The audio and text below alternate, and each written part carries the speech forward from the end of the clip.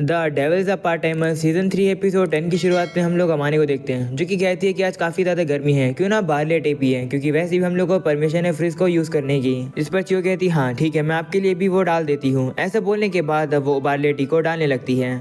उसे देखकर अमानी कहती है कि ये तुम्हारा पहली बार नहीं है, जिस पर वो कहती है नहीं, मैं इस किचन को काफी बार यूज कर चुकी हूँ। जिसके बाद वो अमानी से कहती है कि आप माओ के बारे में कितना कुछ जानती हो।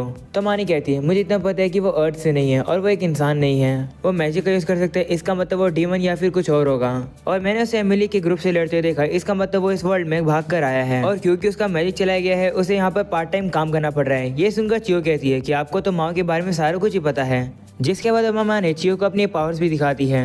ये देखकर चियो से कहती है कि मुझे ये बताओ कि आप tree of life on earth से कैसे रिलेटेड हो, और सेफ्रियो से भी। तो अम्मा ने कहती कि तुम ये कह सकती हो कि मैं अलस रेमो से रेशे जैसी ही हूँ, बट उनकी तरह मेरा जन्म सेफिरो से नहीं हुआ है। मेरे डैड सेफिरा से थे, मेरी मॉम एक इंसान है, तो तुम कह सकती हो कि मैं एक बिराशियल हूँ। और आंटी मिकिटी डैड की ओल्डर सिस्टर है, वो यहाँ पर लैंड लेडी की बात कर रही है और बताती है कि वो भी सफायरा की चाइल्ड है उसके डैड की तरह। तभी हम लोग देखते हैं वहाँ पर आंटी मिकिटी ही आ जाती है और वो चियो से कहती है कि मुझे तुमसे ये बात पूछने दो, भले तुम्हें सच्चाई के बारे में पता चल जाए तुम कुछ भी चेंज नहीं कर पाओगी, तो क्या फिर भी तुम सब कुछ जानना चाहती हो। जिस पर चियो कहती हाँ भले मैं रेग्रेट करूँ, मुझे जानना है। अगर मैं ना जानने से भागती रहूंगी तो मैं कहीं पर भी नहीं पहुंचूंगी। मैं उन सभी लोगों से प्यार करती हूँ और मैं हमेशा उनके साथ दोस्त रहना चाहती हूँ। और अब अगले सीन में हम लोग ओल्वा को देखते हैं, जो कि कह रहा होता है कि मेल ब्रांच के लीडर हराना काफी अच्छी स्टार्ट है। इसे पता तो लग रहा है कि हीरो की आने की वजह से आर्मी के अंदर होप आ गई है। तो एमिलिया से कहती है मुझे नहीं लगता इस लीडर को मारना जरूरी था। तो ओल्वा कहते हैं एम्परर यूनिफर को बचाने के लिए ये करना जरूरी था।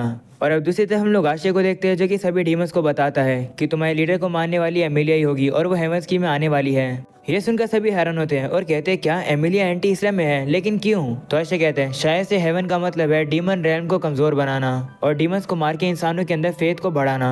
शायद से इसी वजह से ओल्मा एमिलिया की आर्मी को लेकर यहीं आएगा। आशिया माओ के काम करने की शिफ्ट को कैलकुलेट करता है और कहते हैं थर्सडे आफ्टरनून ही ईजीएस्ट टाइम रहेगा उनके लिए कोई भी मूव करने का।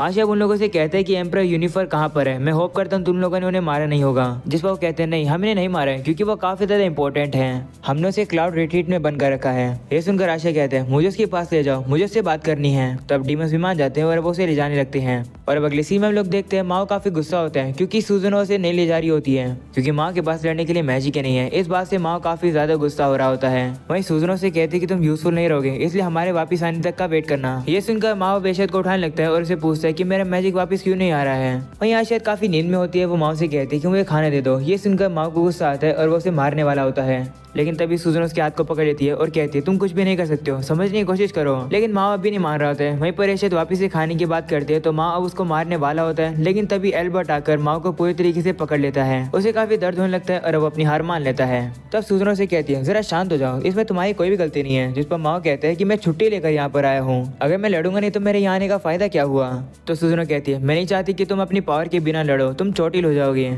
मैंने कसम खाई है कि मैं सभी को सेफली वापस लेकर आऊंगी, इसलिए मैं तुम्हें चोटिल नहीं होने दे सकती हूँ। तब इस बात से माओ भी एग्री कर जाता है और वो वहाँ जाकर बैठ जाता है। और सूजन आकर उसके हाथ को पकड़कर उससे कहती है कि तुम्हारी पावर हमें यहाँ तक लेकर आई है, अब मुझे मौका दो इस फेवर को रिटर्न करने का। ये मेरी रिकमेंडेशन है तुम्हारी न्यू डेवल आर्मी के जनरल होने के नाते। ये सुनकर माँ हैरान होता है। वहीं अल्बर्ट माओ से कहते हैं कि मुझे नहीं पता कि जापान में क्या हुआ था, लेकिन मैं तुम्हारी आर्मी के सामने मैंने कभी सरेंडर नहीं किया। तो माओ कहते हैं हाँ मुझे पता है, बस हम लोगों का सेम गोल है कि हमें एमिलिया को बचाना है, जितने कंपेनियन होंगे उतना ही बेहतर होगा। वैसे मैं तुमसे एक चीज पूछना चाहता हूँ, तुम और एमरेडा एमिलिया को जापान में क्यों रहने दे रहे थे बिना मुझे हराए। मुझे लगा कि तुम दोनों आगे मुझे मारने, उसे बिना बताए। तो एल्बर्ट कहते हैं ऐसी बात नहीं है कि हमने ऐसा सोचा ना हो करने का। मुझे एमरेडा के थॉट प्रोसेस के बारे में नहीं बताया, लेकिन मुझे इतना पता है कि वो एमिलिया की विशेष को रिस्पेक्ट करती है, और तो तुम एड्रा मेलेक और उस जियो के शुक्रगुजार रहो। ये सुनकर माँ कहते हैं कि तुम ये क्या बात कह रहे हो। तभी सूजन खड़ी हो जाती है और कहती है कि जाने का समय हो गया है, हमें चलना होगा। तभी एल्बर्ट कहते हैं कि मैंने सुना है कि वॉलंटियर आर्मी और मेल ब्रांच की आर्मी क्लैश हुई है रिसेंटली, और इसमें मेल ब्रांच का लीडर हार गया है। एमिलिया इस चीज में इन्वॉल्व हो सकती है। चाहे कुछ भी हो, तुम बस एशियद के साथ यहाँ पर बिहेव करके रहना। और अगले सीन में हम लोग देखते हैं सूजनो और एल्बर्ट जाने की तैयारी कर रहे होते हैं। वहीं सूजनो से कहती है कि तुम्हारे वो कहने का क्या मतलब था जब तुमने कहा था कि एड्रा मेलेक के शुक्रगुजार रहो। तब एल्बर्ट कहते हैं मुझे काफी समय से पता था कि डेवल आर्मी इंसानों को नहीं मारने का ट्राई कर रही थी, और वैसे भी डीमन रीजनेबल होते हैं। इसके बारे में मैंने गेस तब किया था जब एड्रा मेलेक की फोर्स ने हमारी पूरी आर्मी को हरा दिया था। मैं मरने के लिए तैयार था, लेकिन उस डीमन ने कहा कि हमारा ऑब्जेक्टिव नहीं है किसी को भी मारना, बस हमें तुम पर रूल करने दो और हम लोग गारंटी देते हैं कि हम लोग तुम्हें नहीं मारेंगे। एल्बर्ट कहते हैं कि वो सच कह रहा था, जो भी उसके अगेंस्ट जा रहा था वो उसे खत्म कर दे रहा था। उसने किसी भी सिविलियन को मजे के लिए नहीं मारा। और बाद में जब डीमन किंग को हराने के लिए हम लोग उसी डीमन से लड़े तो मैंने कहा कि मैं अकेले लड़ूंगा इससे। तो वो डीमन भी उसे लड़ने के लिए तैयार हो जाता है और उसे कहते हैं कि मैं तुम्हारी प्राइड को एक्नॉलेज नहीं करता हूँ क्योंकि वो काफी ज्यादा चीप है। उनकी लड़ाई होती है। एल्बर्ट कहते हैं कि वो डीमन मुझसे बेहतर वॉरियर था, मुझसे अच्छा इंसान भी था वो, लेकिन एक डीमन को इंसान बुलाना थोड़ा अजीब रहेगा। वहीं पर एड्रे मेलिक किंग को फॉलो नहीं करते जो कि ब्लड थर्स्टी होते हैं। तो जब एमिलिया ने कहा कि वो माओ को नहीं मारेगी तो मुझे लगा कि मुझे सिर्फ ऑब्जर्व करना चाहिए कि ये डीमन कैसे तरीके के लोग होते हैं। तो सुजुनो कहती है कि वो लोग हमसे ज्यादा डिफरेंट नहीं होते हैं। एल्बर्ट अब उससे पूछता है कि हम लोग को क्या करना है, जिस पर सुजुनो कहती है कि माओ अभी अपनी सेक्रेट स्वॉर्ड यूज नहीं कर पा रहा है, इसका मतलब ओपनली एमिलिया और बाकी सभी को वापस ले जाना थोड़ा मुश्किल रहेगा। तो हमारे दो ऑब्जेक्टिव हैं, पहला अगले 12 घंटे के अंदर हम लोग एम्परर यूनिफर को फ्री कर देंगे और दूसरा नॉर्थ जुस्टिना को रेस्क्यू करना, उसी की वजह से एमिलिया के हाथ बंधे हुए हैं। इससे पहले वॉलंटियर आर्मी उन्हें ढूंढे, हम लोग उन्हें ढूंढ लेंगे।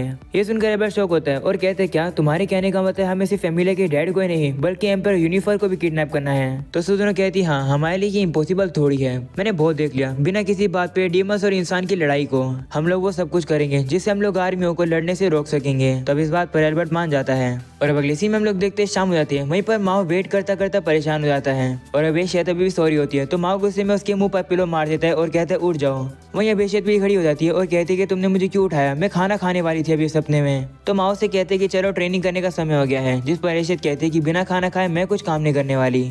तो अब अगले सीन में हम लोग देखते हैं माओ से काफी सारा खाना खिलाने के लिए ले आता है और वो उसे पूछता है कि तुम और एलिस रेमस हमारे साथ फ्यूज कैसे हो सकते हैं, और तुमने पहले मिस्टर लेटो के बारे में कहा था वो क्या है। तो अर्शद कहती है मुझे नहीं पता कि मैं तुम्हारे और मेरे डैडी के साथ फ्यूज कैसे कर सकती हूँ, मुझे बस इतना पता है कि मुझे बस करने की जरूरत है वो, और मुझे नहीं लगता कि हम बाकी लोगों को ये पता होगा। वो माओ से कहती है कि क्या तुम्हें एलिस रेमस ने मेलकुत और गैबूरा के बारे में नहीं बताया। तो माओ कहते हैं ओ वो लोग, क्या वो लोग भी ह्यूमन फॉर्म लेते हैं। तो अर्शद कहती है हाँ, हम में से मालकुत सबसे ज्यादा स्मार्ट होते हैं और उन लोगों ने हमें मिस्टर लेटो वर्ड सिखाया है। ये सुनकर माओ कहते हैं कि अब वो लोग कहाँ हैं। तो अर्शद कहती पता नहीं, उन लोगों से बात कर रहे काफी ज्यादा समय हो गया है। तो माओ अब उसके सर पर पैट करता है और कहते हैं कि हम लोग बस एलिस रेमस से एक स्टेप दूर है, हम लोग अपना बेस्ट देंगे।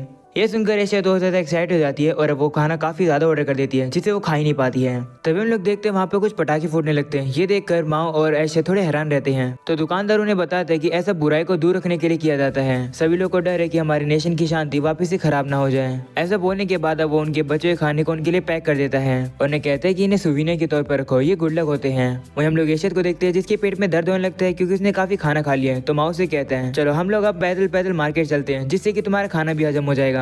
वहीं अब दूसरी तरफ हम लोग एमिलिया को देखते हैं जो कि एलिस रेमस को खाना खिला रही होती है। एलिस रेमस को खाना बिल्कुल पसंद नहीं आता है। वो कहती है नहीं, मुझे चियो और सुजुनो के हाथ का बना हुआ खाना खाना है। तो एमिलिया कहती है कि उसके लिए तुम्हें वेट करना होगा, जब हम लोग घर पहुंचेंगे तभी हम लोग वो खाना खा पाएंगे, इसलिए अभी के लिए इसे खा लो। वहीं पर एलिस रेमस उसे कहते हैं कि हम लोग घर कब जाएंगे। इसका जवाब एमिलिया के पास नहीं होता है। तभी यहाँ पर रोलबा आ जाता है एमिलिया को बुलाने के लिए और कहता है कि वोट काउंसिल करने का समय आ गया है। और अब अगले सीन में हम लोग देखते हैं माओ मार्केट में आकर चियो के लिए गिफ्ट खरीदने लगता है। वो देखकर एशियत कहती है कि तुम गिफ्ट किस लिए खरीदे हो। तो माओ कहते हैं कि जब हम लोग वापिस जाएंगे तो हम लोग को चियो और एमिलिया की बर्थडे पार्टी एक ही दिन करनी होगी और अगर मैं गिफ्ट नहीं लेकर जाऊंगा तो वो लोग बुरा मान जाएंगे। तो एशियत उसे कहती है कि तुम सुजुनो के पैसे से क्यों सामान खरीद रहे हो। तो माओ से माँ की कहते हैं उसकी चिंता तुम मत करो, मैं उसे बाद में रिपे कर दूंगा। तो एशियत उसे कहती है कि मुझे समझ आ गया कि सुजुनो और चियो तुम्हारे दोस्त हैं, लेकिन क्या एमिलिया भी तुम्हारी दोस्त हैं। तो माओ कहते हैं कि मुझे लग रहा है कि चियो दुखी हो जाएगी अगर मैं एमिलिया के लिए गिफ्ट नहीं लेकर जाऊंगा, तो ऐसे मैं उसे खरीद रहा हूँ। ये सुनकर एशियत उसे कहती है कि एमिलिया तुम्हारी क्या लगती है। तो माओ से कहते हैं कि अच्छा क्वेश्चन है, चीजें एलिस रेमस के अराउंड इन्वॉल्व है, चीजें काफी ज्यादा कॉम्प्लिकेटेड है, लेकिन तुम मान सकते हो कि वो मेरी एक राइवल है। वो मुझे इस तरीके से ट्रीट करती है कि मैं उसकी इक्वल हूँ या फिर उससे बेहतर हूँ। जो मेरे अंदर है वो उसके अंदर नहीं है, मैं उसे हारना नहीं चाहता हूँ। तो एशियत कहती है कि मुझे ये समझ नहीं आ रहा कि तो फिर तुम उसे बर्थडे गिफ्ट क्यों दे रहे हो। माओ इस क्वेश्चन को इग्नोर कर देता है, जिसके बाद उसे वो चीज मिल जाती है जो कि वो खरीद सकता है। तो माओ एशियत की तरफ देखता है, उसे पता चलता है कि एशियत तो वॉमिट करने वाली है। ये चीज देखकर माओ से उठा कर ले जाता है और कहता है कि यहाँ मत करना, लेकिन अब एशियत पूरे रास्ते वॉमिट करती रहती है। तभी अचानक से उसके माथे से उसकी जो पावर होती है वही एक्टिवेट हो जाती है, जिसकी वजह से माओ भी आसमान में उड़ जाता है। एशियत पूरी तरीके से आउट ऑफ कंट्रोल हो जाती है और अब वो लोग नदी में आके गिर जाते हैं। वहीं दूसरी तरफ हम लोग एक सोल्जर को देखते हैं जो कि एमिलिया को आकर रिपोर्ट देता है कि हेवंस की के कैसल में एशियत को देखा गया है और ऐसा लग रहा है कि वो हमारी आर्मी के ही आने का वेट कर रहा है। ये सुनकर एमिलिया शॉक हो जाती है और कहती है क्या आशय यहाँ पर आ गया है, क्या डीमन किंग भी यहाँ आया है। जिस पर सोल्जर कहते नहीं, रिपोर्ट में तो ऐसा नहीं है, लेकिन क्या आपने उसे हरा नहीं दिया था। जिस पर एमिलिया कहती हाँ मैं तो बस ऐसे ही कही थी। वहीं पर अब बोलबा एमिलिया से कहने लगता है कि एशियत अकेले आपसे नहीं जीत पाएगा। ये वॉलंटियर आर्मी जिसे एमिलिया द हीरो लीड कर रही है वो इस लैंड से सारे डीमंस को खत्म कर देगी। इसके बाद हम लोग एमएसकी में जाकर राशिद को खत्म कर देंगे और एम्पर यूनिफर को बचा लेंगे। ये सुनकर एमिलिया कहती है, ओ मैं समझ गई, तो ये है मेरा रोल। वहीं पर ये बात सुनकर एलएसएमएस कहने लगती है कि क्या आशय यहाँ पर आया है, क्या पापा यानी माओ भी यहाँ आए हैं। एमिलिया अब काफी ज्यादा चिंता में लगती है। तभी ओल्बा उसे कहता है क्या हुआ। तो एमिलिया उसे कहती है कुछ नहीं, मुझे मेरी तबीयत खराब लग रही है इसलिए मैं अगली मीटिंग को स्किप करूंगी, मैं जाकर रेस्ट करूंगी। तुम बस ये चाहती हो ना कि मैं सबसे स्ट्रॉन्गेस्ट एनिमी को खत्म कर दूं। हाँ मैं ठीक है वही करूंगी। ऐसा बोलकर एमिलिया वहाँ से चली जाती है और अब अपने टेंट में आके रोने लगती है। वो अब रो रो के याद करने लगती है कि माओ ने मेरे फादर को मारा था तो मैं उसे कैसे माफ कर सकती हूँ। फिर से याद आता है कि माओ ने उससे कहा था कि वह एमिलिया को पूरी न्यू दुनिया दिखाएगा। एमिलिया रोती है और कहती है कि माओ मेरे दुश्मन है तो फिर मैं उसे क्यों मिस कर रही हूँ, मैं इसे हेट करती हूँ, आखिरकार तुम मेरे दिल में इतना क्यों आ रहे हो। तभी आलस में उससे कहती है कि पापा जरूर आएंगे, वो हम दोनों के सर को पैट करेंगे। ये सुनकर एमिलिया थोड़ी सी शांत हो जाती है और वो कहती है हाँ माओ जरूर आएगा। ऐसा बोलकर वो और ज़्यादा इमोशनल हो जाती है और कहती है कि मुझे कुछ भी समझ नहीं आ रहा है कि मुझे अब क्या करना चाहिए। माओ मेरी हेल्प करो, सभी लोग मुझे माफ़ कर दो, मैं अकेले नहीं लड़ सकती हूँ। ये सुनकर एलएसएमएस बाहर आ जाती है और अब एमिलिया को गले लगा लेती है और अब उसे कहती है आप चिंता मत करो, मैं भी पहले अकेली थी लेकिन अब मेरे साथ आप हो, पापा हैं, चियो है, एशियत है, सुजुने हैं, उरुशियारा है, सभी लोग हैं, सभी लोग आपके साथ हैं, आप चिंता मत करो, हम सभी लोग एक साथ वापस इकट्ठा जरूर होंगे। ये सुनकर एमिलिया थोड़ी मोटिवेट हो जाती है और वो कहती है हाँ हम लोग एक साथ हैं, लेकिन अब काफी लेट हो गया है। ओल्बा के कहने पर मैंने काफी सारे डीमंस को मरने दिया, इसलिए मुझे लगता है कि माओ और एशियत मुझे कहीं भी माफ करेंगे। तभी हम लोग देखते हैं वहाँ पर एक सोल्जर आ जाते हैं एमिलिया को एक जरूरी काम के लिए बुलाने के लिए। तब एमिलिया वहाँ पर जाती है और उसे पता चलता है कि आशिद की तरफ से एक लेटर आया है। उसे देखकर एमिलिया कहती है मुझे इसे पढ़ने दो। ये सुनकर बाकी सोल्जर कहते हैं जरा केयरफुल रहना क्योंकि इसके ऊपर कोई मिस्टीरियस लैंग्वेज लिखी हुई है, ये एक कर्स हो सकता है। तब एमिलिया उस लेटर को पढ़ती है और कहती है कि ये कोई कर्स नहीं है बल्कि ये तो जापानीज लैंग्वेज है। तो ओल्बा कहते हैं कि इसमें क्या लिखा है, जिस पर एमिलिया कहती है कि क्या तुम इसे नहीं पढ़ सकते हो।